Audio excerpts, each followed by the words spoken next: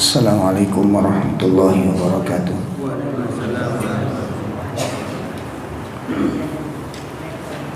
Alhamdulillahi rabbil alamin, alladzi arsala rasulahu bil huda wa dinil haqq liyudhhirahu 'alad dini kulli wa kafa billahi shahidan. Asyhadu an la ilaha illallah wahdahu la syarikalah wa asyhadu anna Muhammadan abduhu wa rasuluh. Allahumma salli wa sallim wa barik ala nabiyyina Muhammadin wa ala alihi wa ashabihi wa man tabi'ahum bi ihsanin ila yaumiddin. Ya ayyuhalladzina amanu taqullaha haqqa tuqatih wa la tamutunna illa wa antum muslimun.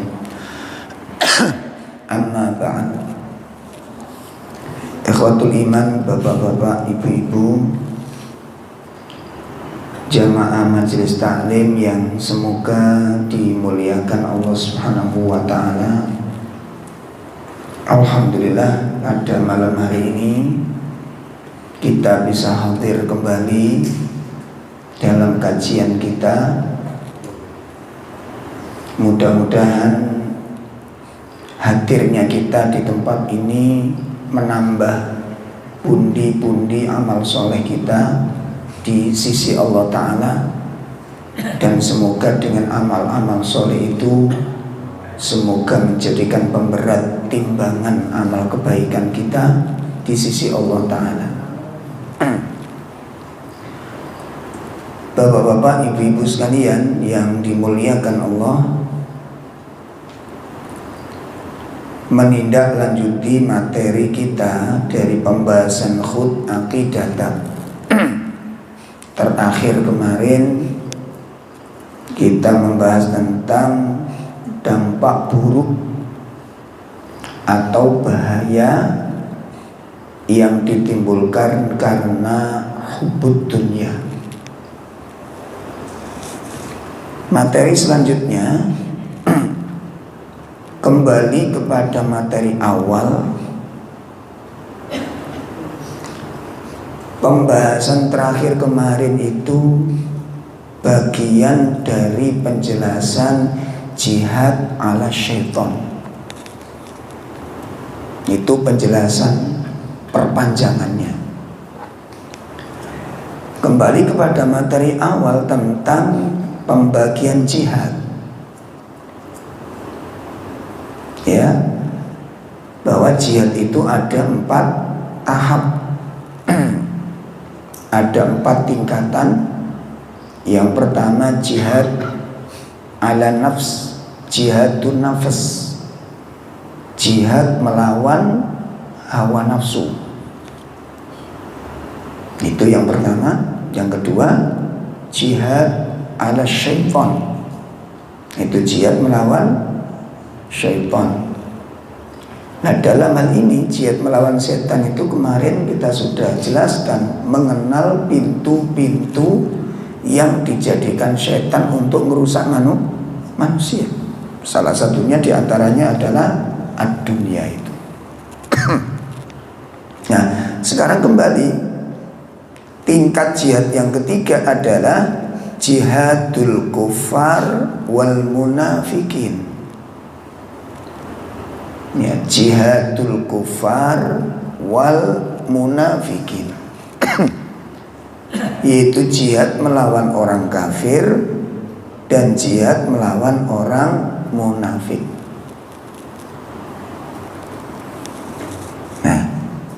dalam jihad melawan dua golongan ini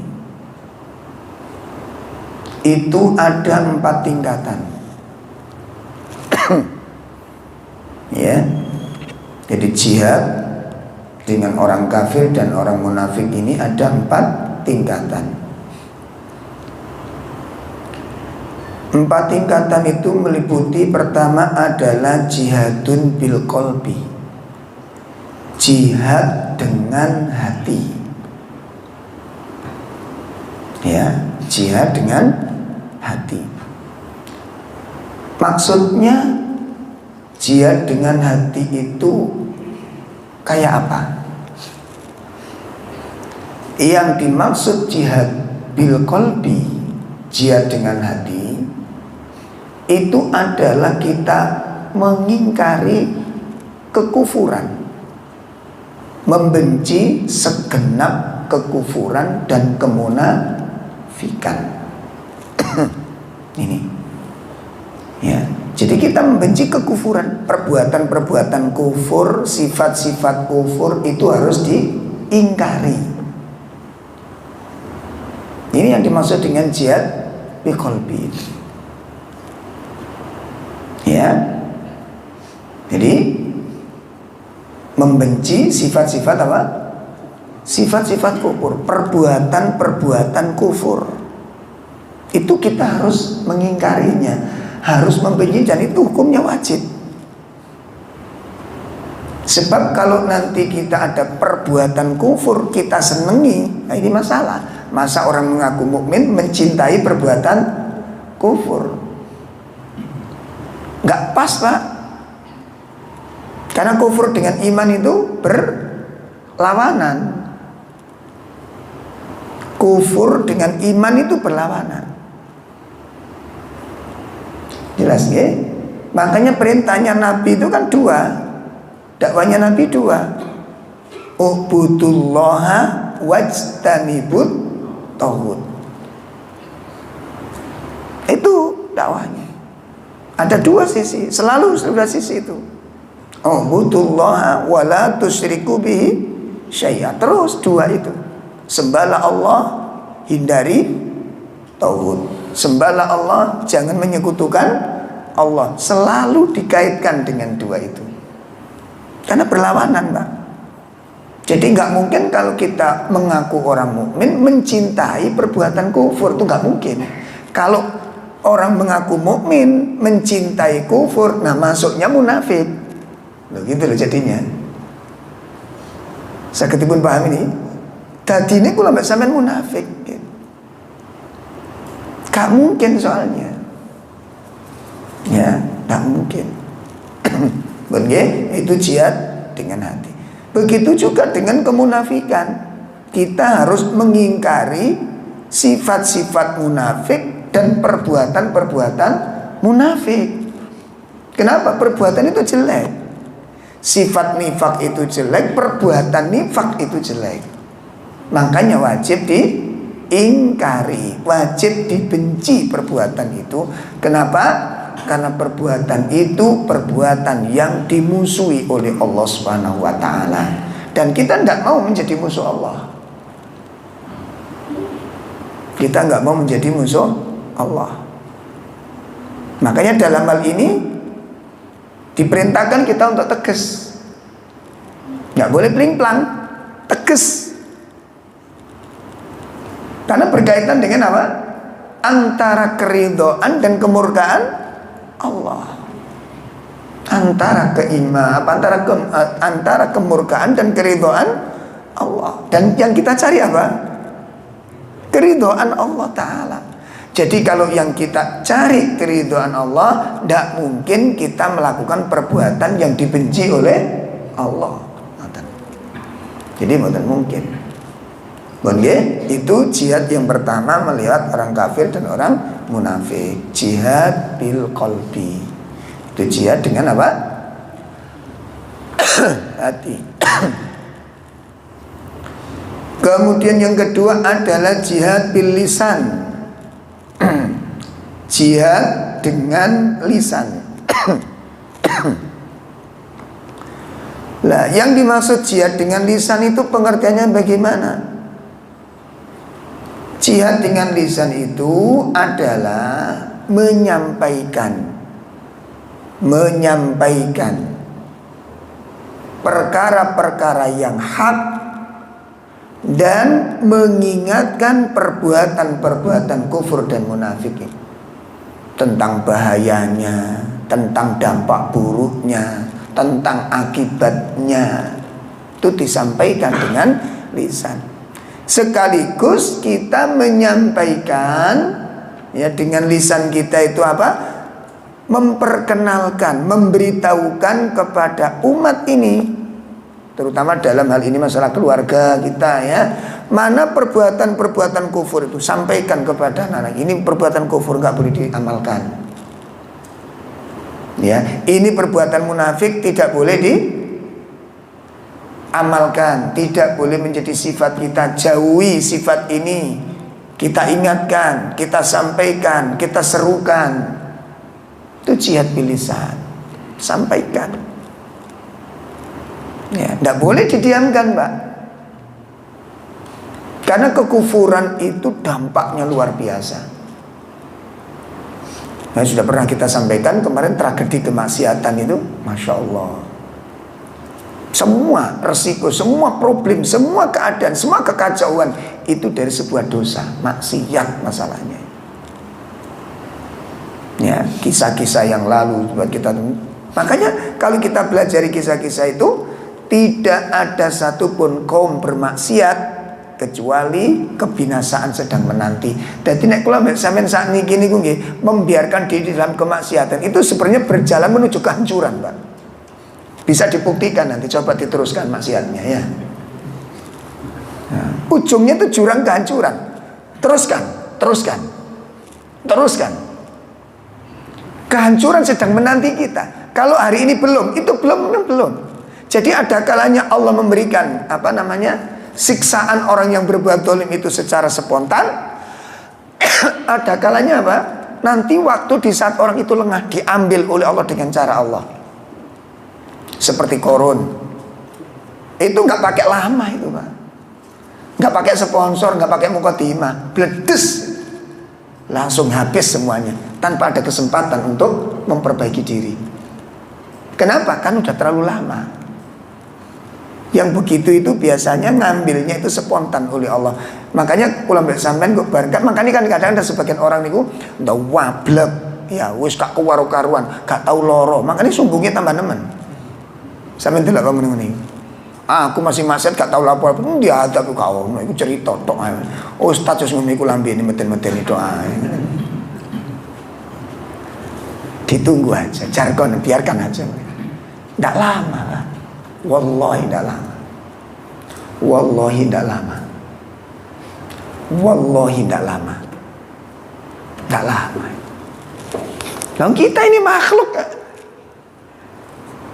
Kita ini makhluk. Jadi kadang-kadang orang itu kalau memang dalam posisi-posisi kecukupan, posisi sehat itu ngomongnya rada nggak ngena, rada nggak ngena. Apalagi kalau punya kesuksesan, ar-ra'austagna. Ketika dirinya merasa serba cukup, sudah biasanya rada ngelantur malah. Iya, agak beranilah. Makanya kemarin kalau bapak ibu memperhatikan statement yang diucapkan oleh Fir'aun, 2 statement itu, ya kan Fir'aun punya 2 kata yang berlawanan. Satu kata dia mengatakan apa? Qala ana rabbukumul a'la. Aku adalah Tuhan kalian yang paling tinggi. Nah, di tempat lain Fir'aun mengatakan amantu. Ya, aku beriman annahu la ilaha illa alladhi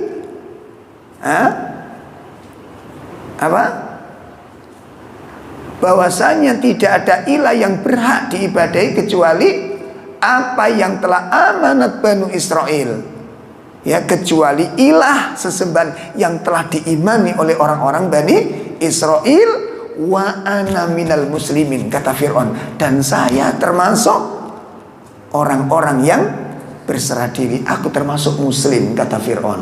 Coba jenengan lihat dua sisi. Kenapa Fir'aun mengatakan, kapan Fir'aun mengatakan aku adalah Tuhan kalian? Coba dia memposisikan dirinya sebagai Tuhan. Kenapa? Karena punya kekuasaan, Pak. Jadi mainnya cuma satu, apa? Rumongso kuoso. Ngono lho. Awas penyakit rumongso ini wangel, Pak, cekel-cekelan nih, Pak. Jadi orang rumongso itu bisa jadi dia nggak punya apa-apa dia. Sama dengan iblis itu kan mengatakan apa? Ketika iblis ditanya oleh Allah Ta'ala, ya, ma mana'aka alla antas juda id amartuk, iblis. Kata Allah, kok iblis itu? Ya celuan iblis ya. Ya, apa yang menghalangimu, yang menyebabkan kamu tidak mau taat kepada perintahku ketika aku perintahkan untuk sujud kepada Adam? Apa yang menyebabkan? Iblis menjawab, ana khairum min. Saya lebih baik dari Adam. Dia mengatakan begitu, apakah betul iblis itu lebih baik? Enggak sebenarnya. Itu hanya prasangka, rumangsane iblis. Gitu loh, Pak. Makanya penyakit rumongso iku perlu dipreteli, Pak. Iku sing gare kula mbak sampeyan iku kena penyakit Fir'aun, kena penyakit Korun, ya, kena penyakit apa gimana? Syaitan. Karena gara-gara itu tadi menilai diri sendiri itu dengan apa? Hah? Rumongso. Makanya disebutkan kalla innal insana la yatagha. Ya. Sekali-kali tidak, manusia itu benar-benar melampaui batas. Kapan? Ar-ra'ahus taghna. Ketika orang itu melihat dirinya serba cukup, pun rata-rata sampeyan tingali. Wong nek wis cukup, usahane sukses, mungkin yang ngomong iku rada melik-melik, Pak. Napa melik-melik ini kenapa? Mekiti, blagedut, mleketel. Ngono iki lho. Wis ta sampeyan delok kok dia. Kena rumongso, padahal enggak juga dia. Sama iblis, kenapa? Karena rumongso. Coba jenengan lihat, ketika Fir'aun ditenggelamkan bersama pasukan di sekitarnya itu, sama ikut tenggelam di sana, baru sadar dia. Pertanyaannya, apa Fir'aun sudah berhenti jadi raja? Belum. Apa sudah pensiun? Apa pasukannya meninggalkan? Enggak. Lalu kenapa kok dia lembut hatinya? Kok dia beriman? Kok dia berserah diri kepada Allah? Dia sadar gak punya apa-apa dia. Dan itu satu saat akan diperlakukan bagi kita. Ya. Wong sombong-sombong niku biasanya Allah nekuk ini ku rada loro, Pak. Ngerti nekuk loro-loro. Ya Allah. Saya pernah mendampingi orang haji, Pak.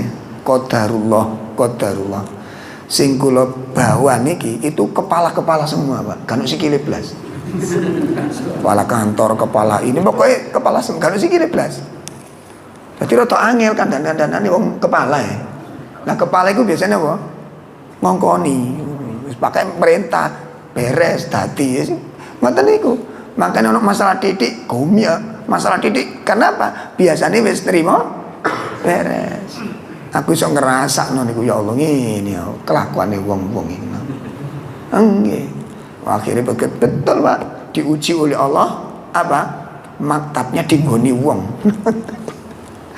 Jadi loyo-loyo ini ku dinggoni wong. Wong itu kan metu gak gelem. Padahal udah tahu itu milik kita, gak gelem. Coba ujian dari Allah nih. Sementara kita dalam haji gak boleh tengkar. Sing dikandani cengkal. Coba gak kutuk bengok ae. Ayo coba ya, Po. Wis loyo, wis legrek, awak wis remek. Ya, melek dari mulai itu jam 3 sampai pendak jam 3 itu loh. Mantun wukuf itu. Begitu kita kembali mantun apa niku? Jamratul Aqabah itu. Ya, 5 jam jumrah pertama. Lempar jam pertama, begitu pulang kan jam 3, balik lagi jam 3 nih. Pendak jam 3, Pak. Sampai bisa bayangkan loyo-loyo nih awak. Begitu jalan menuju maktab, begitu sampai di maktab tinggoni wong. Saya coba ya Allah. Jadi Allah nguji niku pas Pak, cocok ngoten niku. Jadi waktu ini ngamuk niku cocok ngoten niku.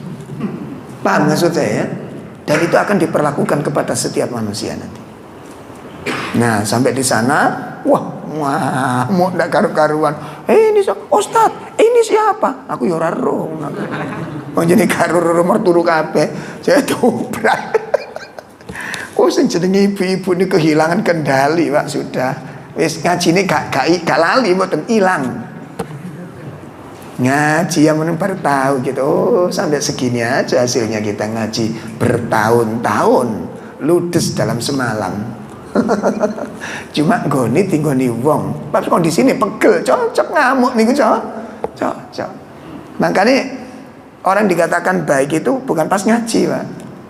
Pada saat ada peristiwa itu kita diuji oleh Allah. Nampak sekali siapa yang berilmu, siapa yang enggak berilmu. Nampak sekali. Nampak sekali kalimatnya, ucapannya, perbuatannya. Masya Allah. Sampai dohor, Pak. Jadi jam 3 sampai dohor gak lenggon, temen keleleran. Awal-awali WA langsung Pak nge-share, Ces, keleleran. Judulnya niku ngoten. Terlantar, wah serem-serem tak waca nih. Berhubung saya nggak baca WA tadi tenang. Padahal jamaah lagi gomya. Ustaz wis maca WA dereng. Napa rame Ustaz? Patenono lah meneng. Sing gak ada rame niku napa? Mbok setel. Akhirnya dohor, kita ketemu ketua maktab, dapat ijolan tempat. Pun akhirnya kita ajak bapak-bapak, Pak ini ada tempat, gelem gak gelem ya iki. Yes, akhirnya kita tempati, Pak. Subhanallah. Jadi turun niku ditekuk-tekuk, Pak. Saged tilem, tapi nggih nekuk-nekuk niku wae dengkul nang lambe, kelek nang irung, tak delok bengi, tak jarno, rasakno. Bangun subuh, karena saya kan nggak kebagian tempat tidur saya. Saya tidur di atas koper saya itu. Melungker, orang jeneng koper, Pak. Iki dilebokno ya mut awak cilik untunge ning kono awak cilik. Teman-teman bangun malam ngelihat saya, pagi-pagi njaluk sepuro kabeh. Sudah, subhanallah, ternyata apa? Itu cara Allah ngelembutkan hati. Jadi sama ini kan jenis biasa kaku, biasa nih sembarang kali. Akhirnya caranya Allah ditekuk-tekuk dhisik sama Allah ini. Nanti dengkul lambene tak jawarno turun nih, Pak. Tungkak nang lambe tak jawarno ngono. Yo pangan tungkai koncomu. Itu cara Allah melembutkan itu kayak ngono. Makanya wong niku nek diomongi karo nasihat gak kenek, Allah akan paksa dengan peristiwa. Sing gak percaya terusno. Lah enak toh? Lah enak toh? Sing gak percaya terusno. Itu sunatullah itu, Pak. Jadi kalau Allah mengadab seseorang, itu berarti sudah terlalu banyak dosa itu. Bukan berarti sekali sudah. Kalau sekali nggak mungkin Allah langsung adab itu. Karena Allah Maha Pengampun dan Allah selalu memberikan jeda agar orang itu mau bertobat. Kalau sudah sampai datangnya, sampai ada siksaan, sampai ada musibah, itu berarti sudah numpuk masalahnya. Sudah numpuk masalahnya. Begitu juga suatu negeri, suatu daerah, satu perkampungan, satu keluarga, satu pribadi juga begitu. Jadi kalau sampai siksa berarti sudah bertumpuk-tumpuk dosanya. Dan Allah nggak mungkin hamba sekali dosa langsung disiksa, itu nggak mungkin, nggak mungkin. Nah itu sudah ada dalil-dalil yang menjelaskan tentang masalah itu. Baik ya, maka kita nggak boleh diam melihat kekufuran, melihat kemunafikan, diingatkan. Itu yang namanya jihad dengan lisan. Ya. Kemudian yang ketiga adalah jihadu bil mal. Jihad dengan apa? Harta. Di dalam membendung kekafiran, membendung kemunafikan, program-program kekafiran dan kemunafikan. Sehingga kita membutuhkan ya, kepedulian dari orang-orang yang berkecukupan dengan apa? Dengan harta.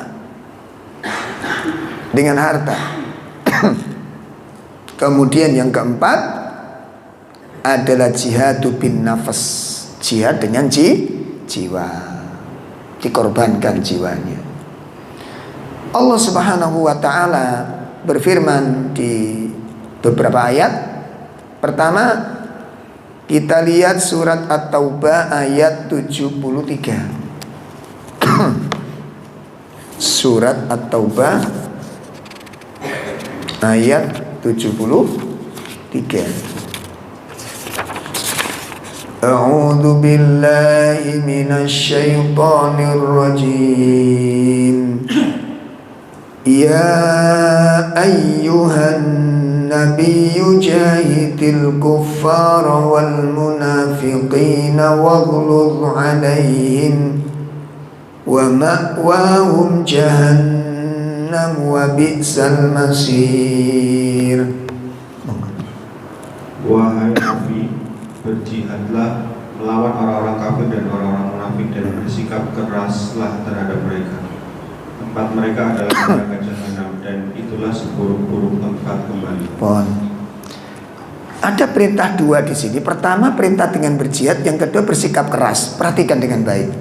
Ayat ini tidak bisa langsung kita telan dan kita praktekkan di tempat kita.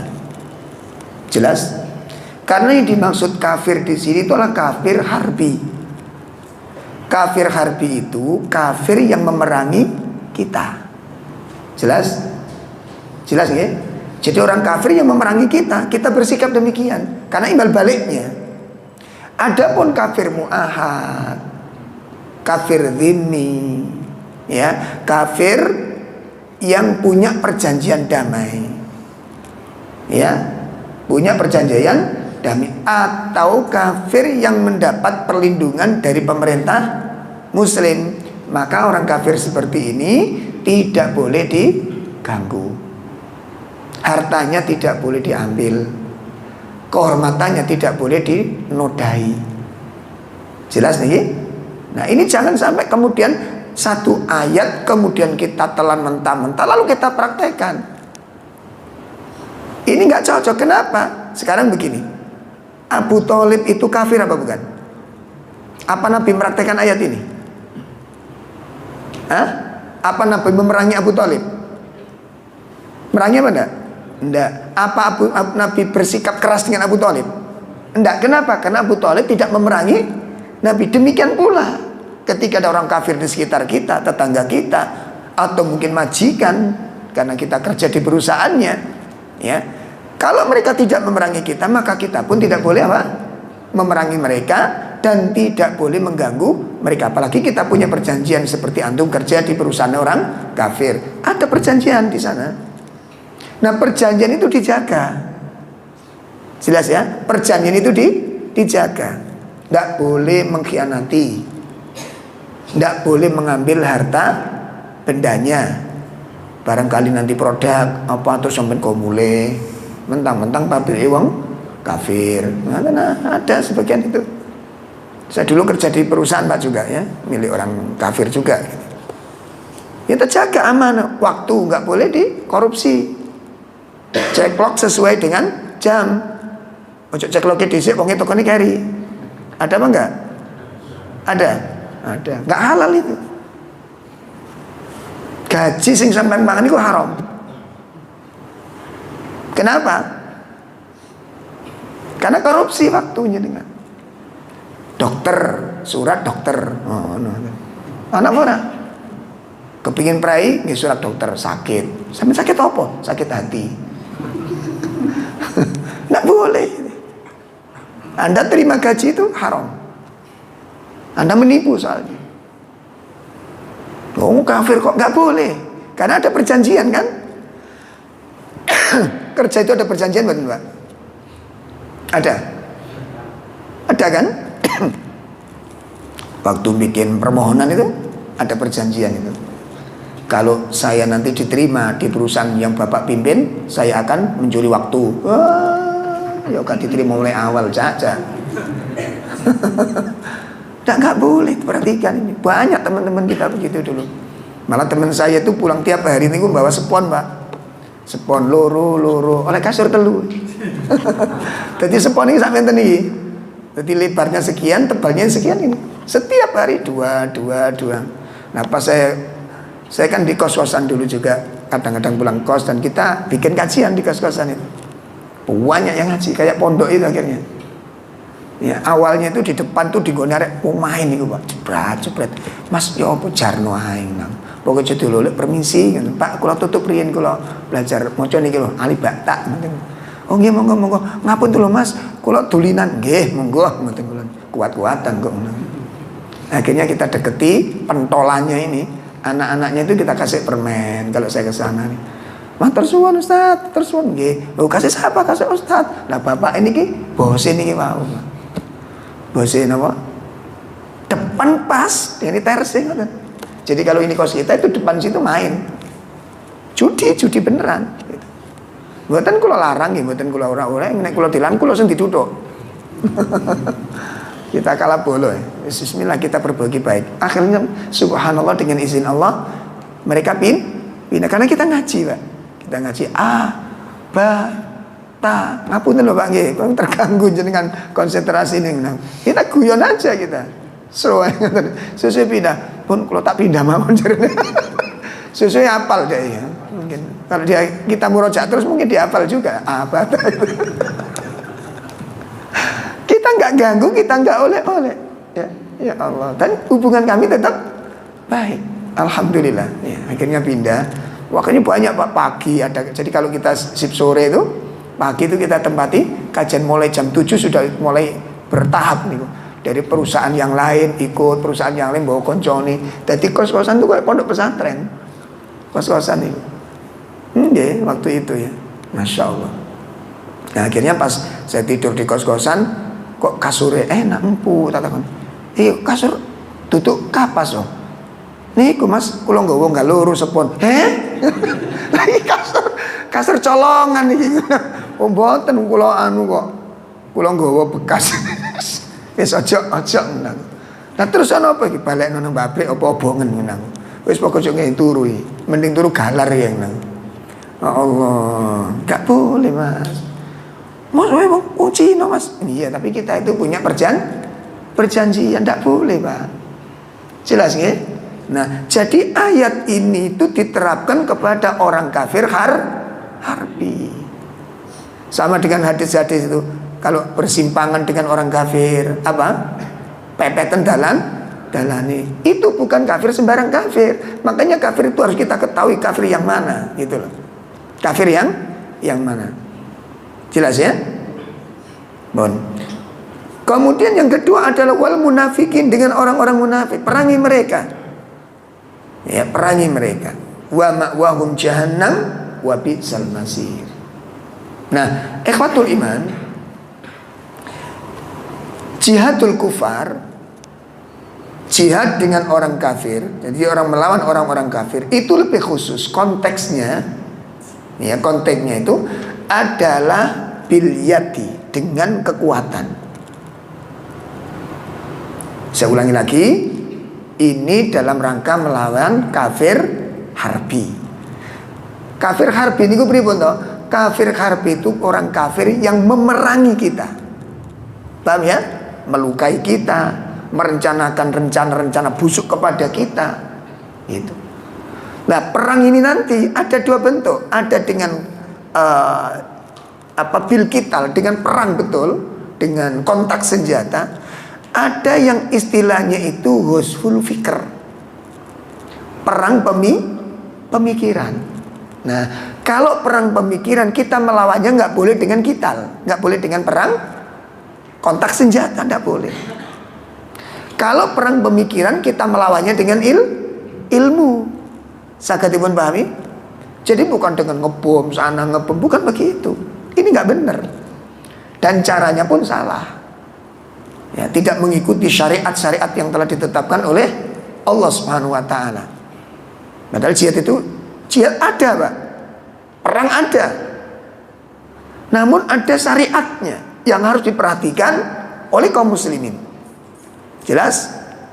Ada syariatnya, di antaranya apa? Satu, apa niatnya? Apa dasarnya? Mangkel tidak boleh, karena mangkel perang tidak boleh. Jihad itu li'i'lali kalimatillah. Makanya perintah jihad itu apa?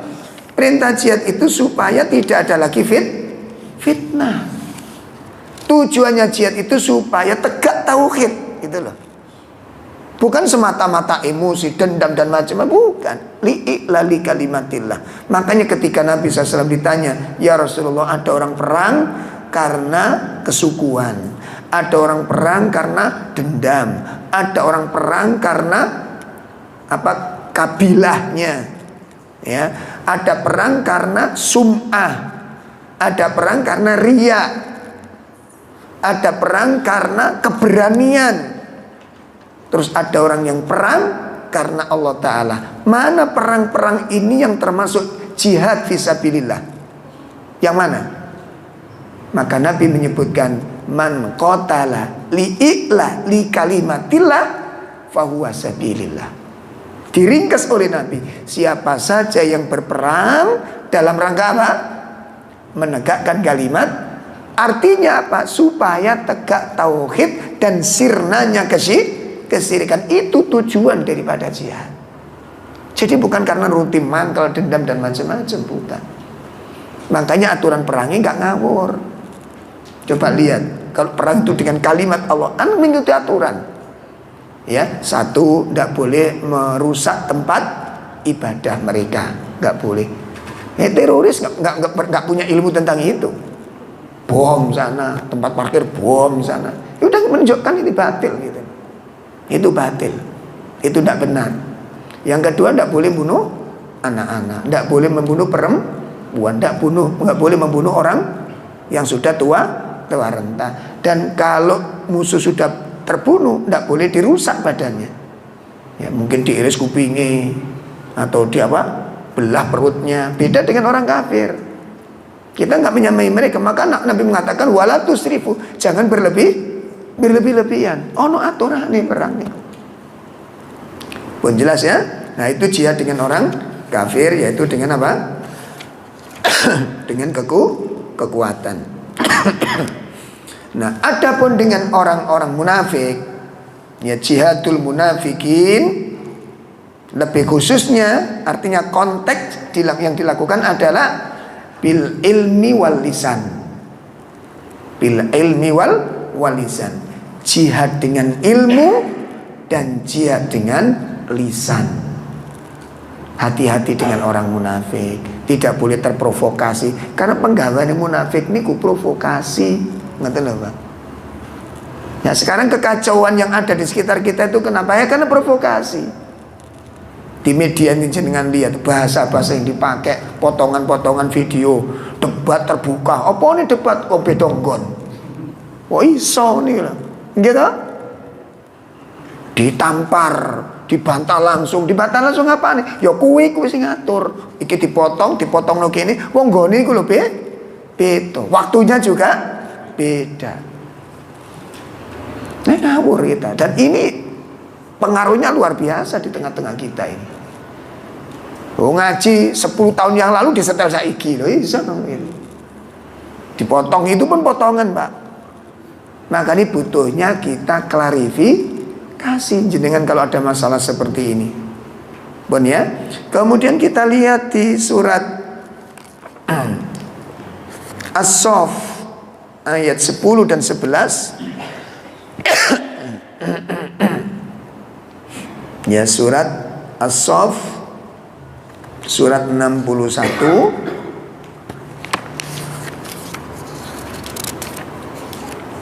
surat 61 ayat 10 dan ayat 11. Ya. Ya ayyuhalladzina amanu hal adullukum ala tijaratin tunjikum min adabin alim tu'minuna billahi wa rasulihi wa tujahiduna fi sabilillah وتجاهدون في سبيل الله بأموالكم وأنفسكم ذلكم خير لكم إن كنتم تعلمون. Wahai orang-orang yang beriman, maukah kamu suatu perdagangan yang dapat menyelamatkan kamu dari azab yang pedih, yaitu kamu beriman kepada Allah dan Rasulnya dan bekerja di jalan Allah dengan harta dan jiwamu. Itulah yang lebih baik bagi kamu jika kamu mengetahui. Nah, insyaallah. Nih, wahai orang-orang yang beriman, maukah kalian aku tunjukkan satu perdagangan, satu perniagaan? Kalau kamu ikut di dalam pernikahan ini, kamu akan selamat dari azab Allah yang sangat pedih. Apa perniagaan yang Allah tawarkan? Nah, makanya Allah menggambarkan hidupnya orang mukmin itu seperti jual beli. Hidupnya orang mukmin itu seperti orang berdagang. Dan Allah menggambarkan seperti itu, ditawarkan kepada orang mukmin perdagangannya Allah ini. Makanya nanti kita temukan dua ayat yang saling, yang satu menjual, yang satu membeli. Ya, ada dua ayat di situ, masya Allah. Wa minan nasi may yastari nafsahu ibtigha'a mardatillah. Ada sebagian manusia yang menjual dirinya untuk mencari keridhaan Allah. Dijual dirinya. Itu kisah seorang sahabat yang akan pergi hijrah, dicegat sama orang kafir. Gak boleh kamu keluar dari sini kan membawa harta. Padahal sahabat ini ahli panah dan ahli pedang. Yang dicegat ini. Akhirnya disampaikan kepada orang kafir, kalau kamu mencegat saya, menghalangi saya, kamu tahu tentang saya. Saya ahli panah dan saya ahli pedang. Selama panahku belum habis dan selama pedangku belum patah, aku jamin kau gak akan bisa menyentuh kulitku. Tapi kalau kamu mau berkenan, biarkan aku akan keluar dari Mekah ini dan aku berikan kunci-kunci gudang kekayaanku. Ambil semuanya. Coba bayangkan, ya keder di kono najane. Makanya kalau misalnya kadang-kadang butuh tegas titik, butuh tegas titik, juga tegas-tegas nemen. Ya, kadang-kadang kan ya ini greget no, ada sebagian orang yang seperti itu. Ya kita ajak ngobrol ya nggak apa. Saya dulu waktu ada ngaji awal Pak ya, di Sitokarin itu, kita kajian remaja. Sampean tahu tuh ngaji remaja itu betapa sulitnya. Gimana? Saya ngumpulkan Pak satu persatu dapat anak itu sekitar 15 anak. Rutin akhirnya. Dicurigai macam-macam, diintip, di apa? Di opo ae ngoten itu. Terus bapak-bapak yang nganter takkan, ngaji apa itu Pak? Ya ngaji Quran Pak. Bapak masuk aja. Enggak. Ya terus piye toh?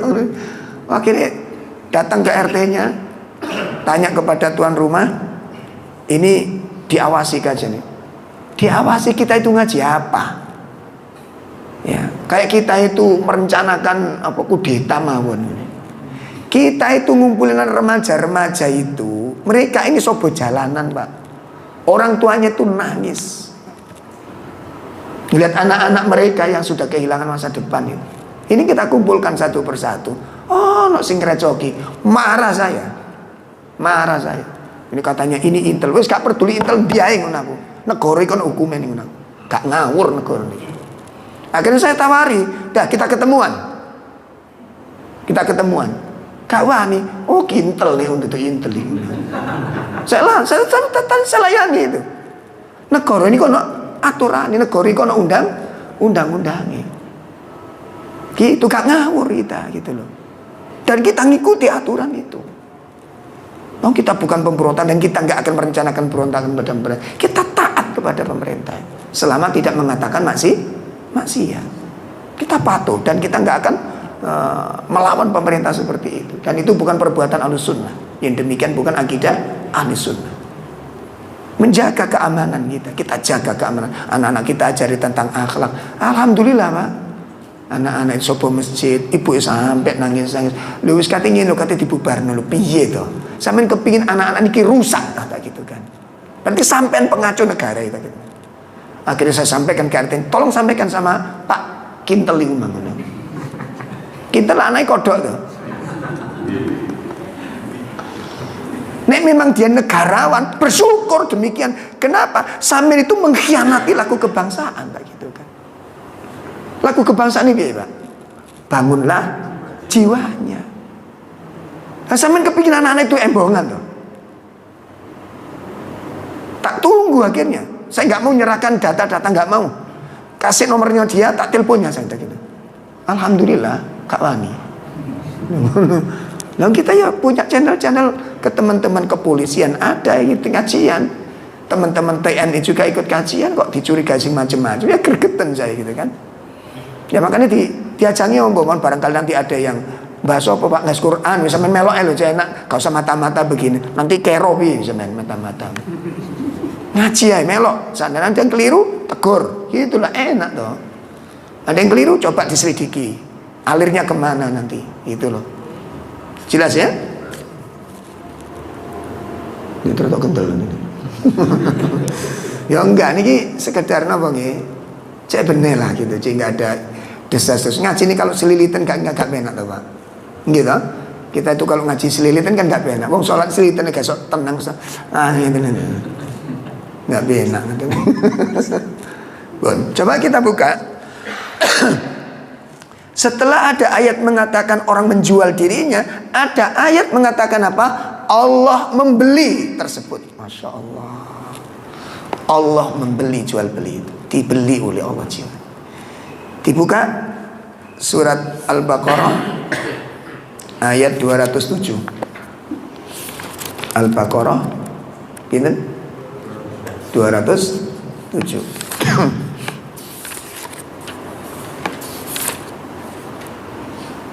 وَمِنَ النَّاسِ مَنْ يَشْرِي نَفْسَهُ ابْتِغَاءَ مَرْضَاتِ اللَّهِ وَاللَّهُ رَءُوفٌ بِالْعِبَادِ. Dan di antara manusia ada orang yang mengorbankan dirinya untuk mencari keridhaan Allah dan Allah Maha penyantun kepada hamba-hambanya. Nah, ada sebagian orang yang apa? Menjual dirinya. Itu ceritanya sahabat tadi itu. Akhirnya kunci-kunci gudang diserahkan semua kepada orang kafir, dan orang kafir pun nggak berani menghalang-halangi, dibebaskan dia. Nah, begitu sampai di sana, sampai di Mekah, di Madinah, langsung disambut oleh Rasulullah SAW dengan ayat ini. Apa katanya? Keberuntungan yang besar atas jual belimu, ya, keberuntungan yang besar atas jual beli yang kamu lakukan. Kita lihat surat At-Taubah 111. At-Taubah berapa? 111. Innallaha astara minal mu'minina anfusahum wa amwalahum bi anna lahumul jannah. Iya.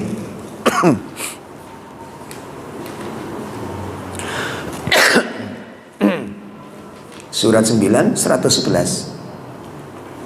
Sesungguhnya Allah membeli dari orang-orang mukmin baik diri maupun harta mereka dengan memberikan surga kepada mereka. Masya Allah. Allah membeli orang-orang mukmin. Apa yang dibeli? Jiwanya. Apa yang dibeli? Hartanya. Dibeli dengan apa? Surga. Masya Allah. Ini terjadi transaksi jual beli. Oleh karena itulah jamaah sekalian, maka di dalam jihad, termasuk ngaji ini bagian daripada jihad. Jihad ilmiah. Jihad apa?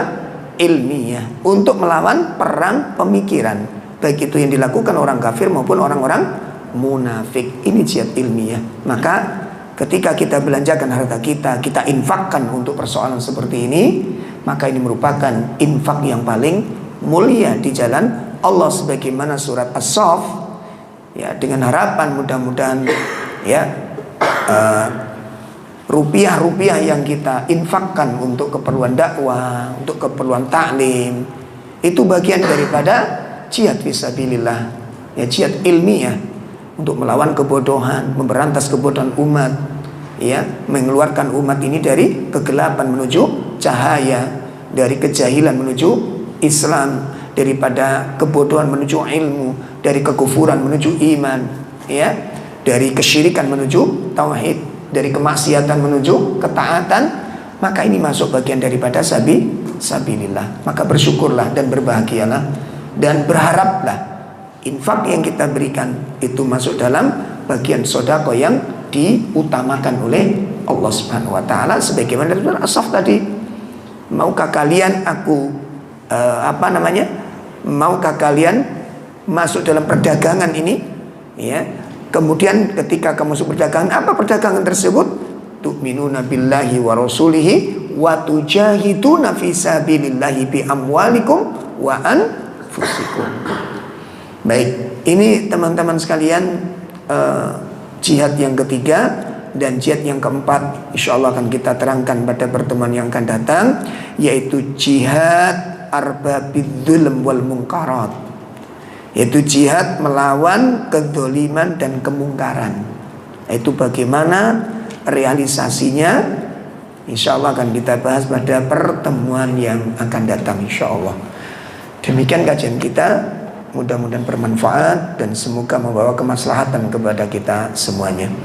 Wa sallallahu ala nabiyyina Muhammad subhanakallahumma bihamdika asyhadu an la ilaha illa anta astaghfiruka wa atubu ilaik. Assalamualaikum warahmatullahi wabarakatuh.